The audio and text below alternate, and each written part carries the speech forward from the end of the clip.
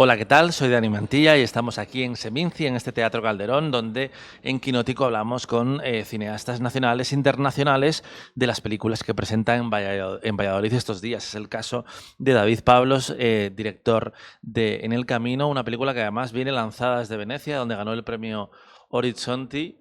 Estrenar en un festival de clase A es una papeleta porque se marca mucho la narrativa de la película, cómo se habla de ella, cuál puede ser su camino. Pero en vuestro caso, con el premio de Horizonti, fue un debut fantástico. ¿Cómo vivisteis ese lanzamiento? Lo viví con mucha adrenalina, como supongo que cualquier director que llega a un festival para el estreno de su película lo experimenta. Para mí fue mucha expectativa, ¿no? Porque es el momento en el que te enfrentas a un público en el que muchas cosas terminan de hacer sentido sobre lo que hiciste. Creo que eso uno termina de entender la película o empieza a entender la película que hizo. Fue muy interesante verla a través de los ojos del público, experimentarla de una manera un tanto más objetiva. Me di cuenta de lo peculiar que es. Y pese a toda la adrenalina que se vive en la función, disfruté mucho verla con el público. Y vaya, ya lo que vino después, el premio tanto de Horizonte como el Queer Lion, que también nos lo dieron, lo recibo con mucha gratitud. Lo recibo, fue muy entrañable, por un lado, recibir el apoyo de la comunidad LGBT, que me importa mucho, dado la película que es. Y por otro lado, me siento muy honrado por el premio Horizonte y sobre todo pensando de la mano del jurado del que vienen. Son cineastas a los que yo admiro mucho también. Estamos hablando de Venecia, ahora estamos en Valladolid, pero es que la película se acaba de ver en Morelia, en México, fue el estreno allí. ¿Cómo ha sido compartir con la sensibilidad, con el público mexicano, una película que aborda parte de la imaginería del país muy potente, los traileros, la masculinidad? Es una película que puede provocar, puede incomodar. ¿Cómo ha sido? Mira, el público mexicano es muy expresivo. Fue una función muy divertida porque es muy reactivo, es muy expresivo. Todo el tiempo está expresando lo que siente al ver la película. Afortunadamente la película conectó mucho tanto con la prensa, con la crítica, como con el público. Mira, es una película que yo creo se experimenta de manera mucho más cercana por un público mexicano, no nada más por el tema del lenguaje, porque hay mucha jerga, porque hay muchos modismos, Mm. expresiones que solo en México se entienden con la gracia, con las capas que pueden tener ciertas expresiones. Y mucha gente decía, quizás un público mexicano no va a estar listo para una película así o se va a incomodar muy fácilmente con una película así. Y puede ser, pero al menos la gente que estuvo en el festival la recibió con mucho entusiasmo. Y justo todo lo que tiene que ver con lo que para muchos es lo más provocador de la película, es lo que más entusiasmó a la gente, que se filmara de esa manera el cuerpo masculino, que se hablara de esa manera de la sexualidad masculina, de los encuentros en carretera, de la otredad, en este caso de personajes gays, en un contexto distinto al que normalmente se les ve, que no sea la Ciudad de México, en una cierta clase social. Como que por muchos lados la película fue apreciada. Ujú. Es inevitable que estamos atravesados audiovisualmente por la mentalidad hollywoodiense, porque son las películas que se ven en todo el mundo y vemos como ahí hay mucha más permisividad con la violencia que con el sexo. En el Camino es una película absolutamente gráfica y descarnada en ambos frentes. ¿Cómo fue eso plantearte cómo querías retratar cómo conviven esos dos mundos? Que además de alguna forma me hace pensar también en cómo se relacionan el placer y el peligro en las historias gays, particularmente. El otro día hablaba con el director de Pillion, que es una película sobre el sadomasoquismo hasta cierto punto, o también Fem, que se estrenó también en Valladolid hace 2 años, y que también hablaba de sexualidad y peligro y cómo a veces también tiene que ver con la violencia. ¿Cómo es mezclar todo eso y decir, lo voy a poner todo sobre la mesa y ser descarnado? Fíjate que el sexo en la película es gráfico, más no la violencia. La violencia siempre sucede fuera de cuadro. Yo creo que, y fue una decisión muy consciente, fue una decisión muy clara de la violencia, no mostrarla.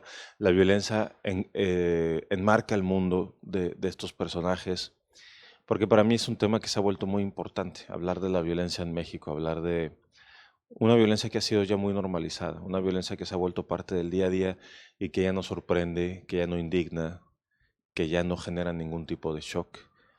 Nos hemos acostumbrado. Entonces quería mostrar a través de los traileros cómo es vivir en un país que en términos de seguridad está colapsado. Y los traileros experimentan esa violencia desde otro lado. Desgraciadamente el ser trailero se ha vuelto un oficio de riesgo en México, como lo dice el personaje principal, Muñeco. Hay ciertas carreteras que son intransitables, hay ciertas carreteras en donde los traileros no pueden detenerse porque saben que están expuestos a infinidad de peligros. Entonces quería enmarcar esa situación social, quería tocar el tema de la violencia, pero no de manera obvia y no que fuera digamos, el centro de la película, ¿no? Como te dije, es algo que enmarca. Sí, es cierto que vemos como lo que hay antes y lo que hay después, todo lo que hay alrededor de esa violencia y las secuelas que deja en el mundo. Y por otro lado, quería mostrar también la sexualidad en estos espacios y sobre todo el sexo entre hombres en estos espacios que son prototípicamente masculinos, que son hipermasculinos, espacios en donde hay mucho machismo, en donde hay homofobia. Quería hablar de cómo se expresa la sexualidad en estos lugares y por supuesto, por el contexto mismo, la sexualidad se expresa de manera un tanto más descarnada, usaste esa palabra y me gusta, creo que es una palabra correcta, y al entender que se va a tratar de la sexualidad en espacios donde normalmente no se ve o no se muestra en cine, pues tenía claro que tenía que hacerlo de manera contundente, tenía que hacerlo no de manera tibia, sin ningún tipo de mesura. Y al mismo tiempo, no solamente me interesaba mostrar el cuerpo masculino, la Ujú. sexualidad entre hombres, también me interesaba mostrarlo de esa manera, con esa crudeza. Y el sexo dentro de la película al mismo tiempo se vuelve narrativo. El sexo también cuenta parte de la historia, cuenta quiénes son estos personajes y cuenta la evolución de la relación de los personajes. Sé que tienes una fijación por la figura del trailero, que es una cosa que te ha interesado durante muchos años. En España los llamamos camioneros. Qué es lo que te llamaba la atención sobre todo? El hilo del que empezaste a tirar para construir este universo en el que se mueve en el camino. Ayer que llegué al festival le conté a un chico de qué va la película y cuando le dije traileros no sabía qué estaba hablando. Tuve que decir camionero para que me entendiera. Eh, Mira, yo hace años por azares del destino estaba haciendo un documental, una serie de documentales sobre artistas en México y conocí a un joven que se llama Luis García, que es un fotógrafo oaxaqueño. Él vive en la ciudad de Oaxaca y él en ese momento estaba fotografiando a traileros, estaba fotografiando talleres mecánicos y lo acompañé. Hice un retrato de él, de su trabajo y lo acompañé a estos espacios y me pareció fascinante, me pareció fascinante la convivencia masculina en estos espacios, me pareció fascinante las historias de los traileros, la vida de los traileros, todo lo que representa ese oficio, sobre todo en México, como te decía, que están expuestos a situaciones muy peculiares, no nada más en términos de violencia, sino porque hay una falta de regulación de los horarios de trabajo y por lo tanto la norma también para un trailero en México es que no descanse, es que puedan pasar semanas, meses sin descansar y por lo tanto la adicción a sustancias para mantenerse despiertos se vuelve también casi que un requerimiento del trabajo. Muchos de los traileros me decían, bueno, el 99% consume algo, es muy difícil no hacerlo. Y me pareció fascinante el mundo, un mundo poco explorado, un mundo poco hablado y sobre todo me pareció interesante la idea de contar una historia de intimidad en dos hombres, una historia de afectividad entre dos hombres en este contexto, en donde no, no sucede en condiciones que son afables o favorecedoras para este tipo de relación. En el camino es muchas cosas y una de ellas creo que es un melodrama. Me gusta mucho esa dimensión de la película, cómo los personajes se llaman Muñeco y Veneno, cómo se retrata eh, la piel, el calor, que me hace pensar también en Tennessee Williams. ¿Cómo fue abordar esa parte de la historia? Porque en el fondo es una tragedia griega en el camino. Claro. Para mí era, como te decía, importante mostrar el cuerpo masculino, no nada más porque claramente sigue siendo un tabú en el cine, sobre todo en el cine mexicano. También el cuerpo me interesaba mostrar, la piel me interesaba mostrar, era muy claro cómo, y esto estaba escrito de guión, las cicatrices del cuerpo de Veneno, estas cicatrices que cuentan su historia, de la misma manera los tatuajes de muñeco que también cuentan su historia, cuentan quién es este hombre. Había mucha fijación en eso, había una fijación también en cómo se descubren a través del cuerpo los dos. Y, y por un lado quería también celebrar, te digo, el cuerpo masculino, la sexualidad. Y todo esto lo trabajé de manera muy, muy contundente con los actores. Era muy claro desde el principio, desde el proceso de casting, cómo se iba a filmar la película, qué se iba a ver, cómo se iba a ver. Eh, Fue muy fácil en realidad filmar estas escenas, fue muy fácil filmar la intimidad porque es algo que estuvo muy hablado, es algo que estuvo muy trabajado desde los ensayos, la intimidad, la proximidad entre ellos. Yo creo que la película, el corazón de la película tiene que ver con ese encuentro de ellos dos y con la relación que ellos dos generan en pantalla. Tu anterior proyecto era El baile de los 41, que también era una historia queer, pero que se hizo, corrígeme por favor si me equivoco, con Netflix. Claro, en el camino está es como 180 grados, es una producción más sucia, en sentido de más gritty, que dicen los gringos. ¿Cómo se compara el proceso de trabajo de tu anterior trabajo a este? Son películas muy distintas y son películas que suceden en contextos muy distintos. Ambas requirieron mucha investigación, pero de distintas maneras. Algo que disfruto mucho en el camino es que hubo mucho trabajo en campo. Disfruté muchísimo subirme a un tráiler, conducir, bueno, acompañar a un trailero en el camino, conocer estos restaurantes de carretera, sentarme en estos espacios, ver la interacción entre las cachimberas, los traileros, entre hombres. Hubo algo que fue un proceso muy vivo de estar descubriendo en el momento y de mucho de lo que yo estaba viendo, absorbiendo, lo asimilaba y lo ponía en el guión. El guión se va trabajando mucho a partir de este tipo de interacciones, a partir de estos encuentros. Muchas frases, muchas anécdotas vienen de cosas que vi o que escuché. El baile de los 41 fue una película que habla de un pasado, hubo que investigar mucho un contexto histórico. Trabajé obviamente de la mano con muchos historiadores y también hubo un punto en el que hubo que imaginar cómo era esta sociabilidad masculina en esa época, cómo se daban los encuentros entre hombres en la clandestinidad en esa época. Fue una película que en la que tuvimos, digamos, un margen de rodaje mucho más acotado por lo que implicaba la producción, por todos los requerimientos de la producción.